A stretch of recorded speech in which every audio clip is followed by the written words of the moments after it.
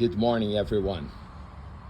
I want you to get a glimpse of where I am and with whom I stand and let you know what is going on here in this facility. Good morning, Mr. Chaplain Captain Appleman. Good morning. Would you be able to introduce yourself, please, and tell us where we are and what is your vision for this place, please? Yes, I'm a retired 40-year veteran in the Armed Forces, the Marines and the Navy. I was a chaplain for 28 of those years and had a vision that God wanted me to build a facility that would facilitate bringing veterans from the community, both those that have served and those that are serving in our area in North Carolina, a place where they could come and build that camaraderie that they had on active duty. The thing that veterans say they miss the most when they leave active forces is not the job and not the duties and not the responsibility and not even the patriotism. They say what they miss most is the comradeship. It kind of dissipates and goes away as people return to their communities. And since the population of the warriors of our nation only come to the level of less than 0.5% of the population, they're spread out all over the place. And so what we want to do, we picked a location in North Carolina that's centrally located between multiple military installations. We've got Cherry Point, Cherry Point Marine Corps Air Station. We've got New River Marine Corps Air Station. We've got Camp Lejeune, which is the center and the hub for the 1st Marine Expeditionary Force, the largest concentration of Marines on the eastern seaboard. Up the road is Fort Liberty, now they call it. Used to be called Fort Bragg, so it's an Army facility. Not too far from us is Seymour Johnson, which is an Air Force base. And just down the road at Emerald Isle, there's Coast Guard Station. So we're centrally located so they can travel, most of them, within 20 minutes to an hour to get to our site. And they come out on the weekends and we facilitate their visit. We have a camp house facility that supports 16 racks. That's 8 bunk beds in 7 different rooms. And it supports them to come and stay the weekend. They come in on a Friday, leave on a Monday or Sunday night or a Monday, or if it's a long weekend, they can stay Tuesday or so. And they make themselves at home. It's got all the amenities on the inside to take care of them. And it's all decorated in non-military images. And it's seafaring, it's fish, and we've got the rooms are named, and so they follow a certain motif. And for example, we have a fishing lodge. We have a salt life room. We have a Waikiki room that looks just like Hawaii. We have a room that's called the Crow's Nest that overlooks the property. It's a beautiful view. And we've got one that's referred to as, was named after my daughter that passed away. It's called Amanda's Bunkhouse, and it kind of has a little bit of seafaring stuff and has a little bit of horse stuff, which was kind of her passion. And then we have a room that's called the Beach Room, which makes you feel like you're sitting at the beach. And then the other one is called the Lighthouse Room. And so they get to pick what room they want to be a part of. In each room, there are facilities and amenities there for them, including 2 chairs in every room, so that the veterans at night, before they go to bed, they have an opportunity to sit and talk amongst themselves. The idea, building that camaraderie, building those connections in the community, finding the veterans wherever they may be and bringing them together. Now, part of that, on the 5 acres of property that we have here, part of that has to do with feeding them. We don't right now have the capability of feeding them on the premises other than bringing in some food, catering food, and so on. So what we want to do is develop an outdoor kitchen, which is what you're seeing now. This is an old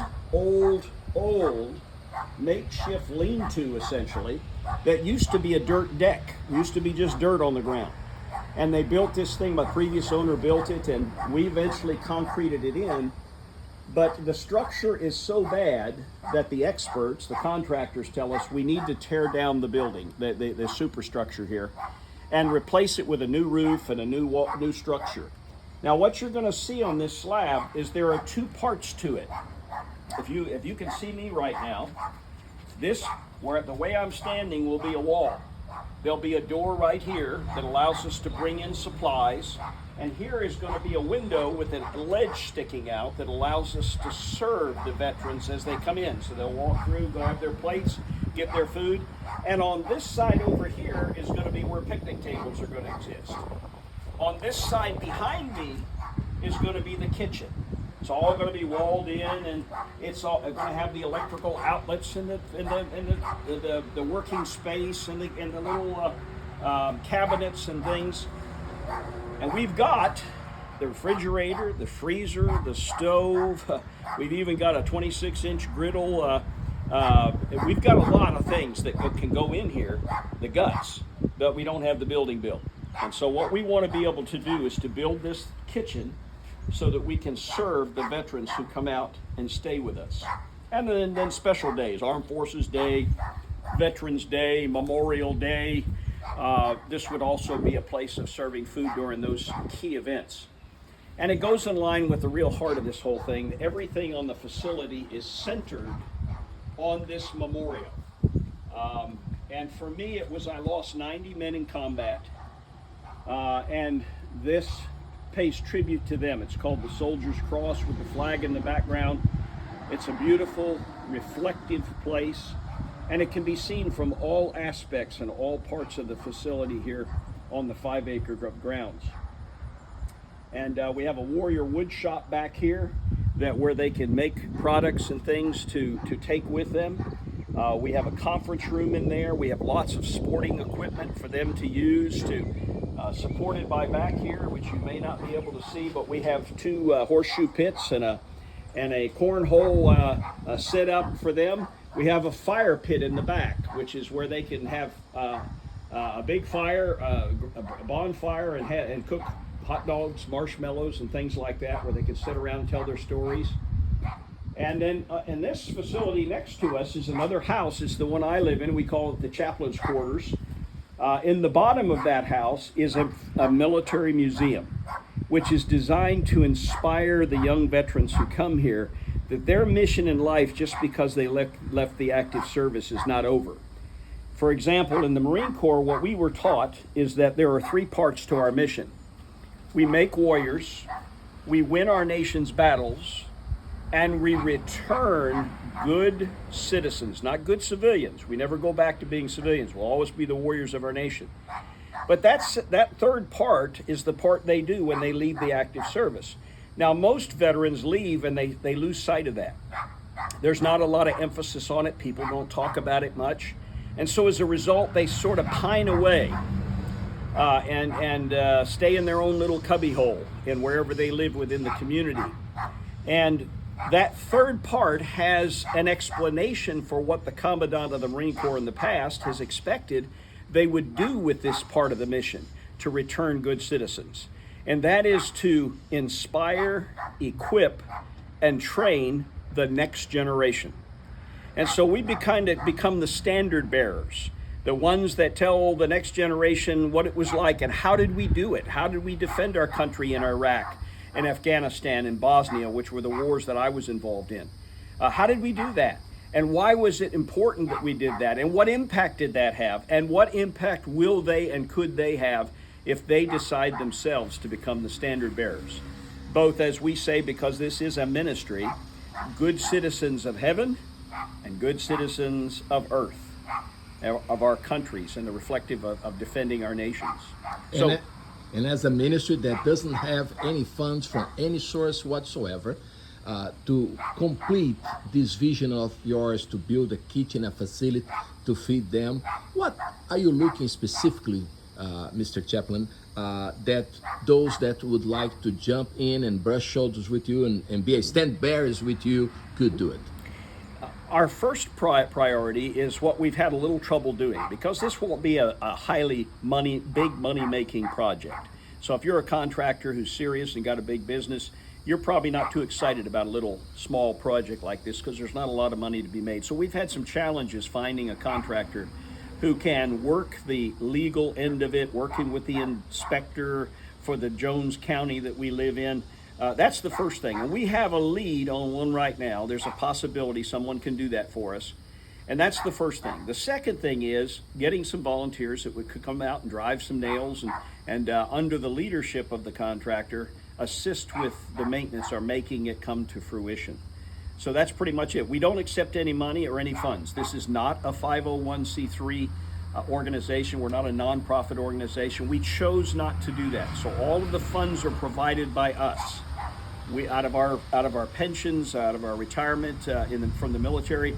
That's what we provide, and we like it that way. It works for us.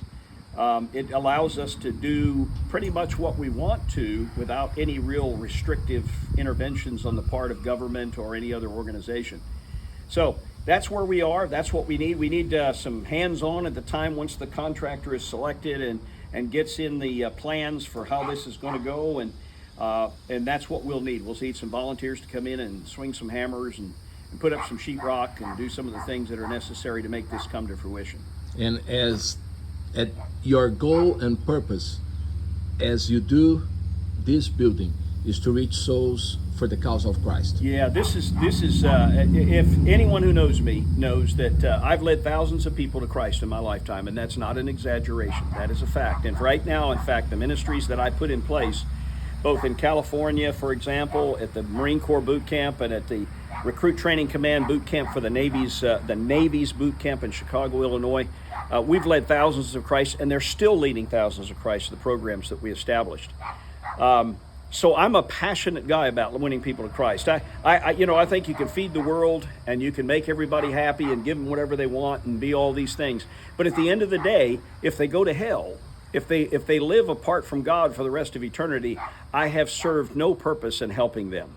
I've only made life a little nice on this side of eternity.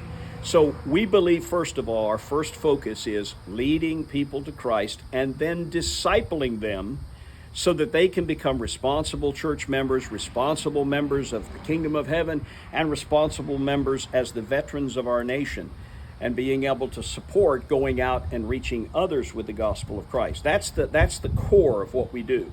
Now, all the other things are trying specifically to minister to veterans and their specific needs, whether that's PTSD support, post-traumatic stress support, or whether that's traumatic brain injury support, or marriage and family support, or we teach classes on constitutional literacy and biblical citizenship and things like that. We teach PTSD. We have Warrior Group that meets down here with folks that have PTSD and TBI.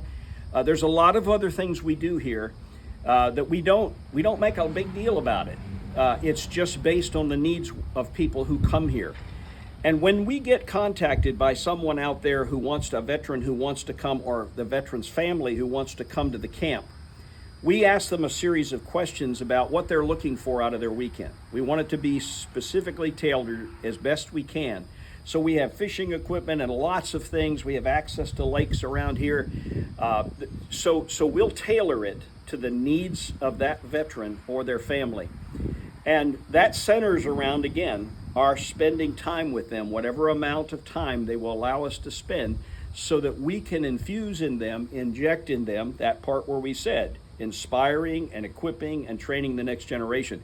Well, it's not just training them body-wise or mentally wise or socially wise, but it's preparing them spiritually. Because when they have to go to combat, or while they're facing some of the combat experiences they've already been through, they need all of those components to deal with life's issues. Thank you so much, Mr. Chaplain. I'm excited and I'm going to be a part of this, and I hope you, my friend, my brother in Christ, will join us on this. Your closing remarks? Love Jesus. Fall in love with the God of the book. Just love the Lord with all your heart, mind, and soul, and love your neighbor as yourself. And I'm convinced that those two things are the secret of our success and the secret of any ministry's success. And so God bless you, and thank you for giving me a moment of time.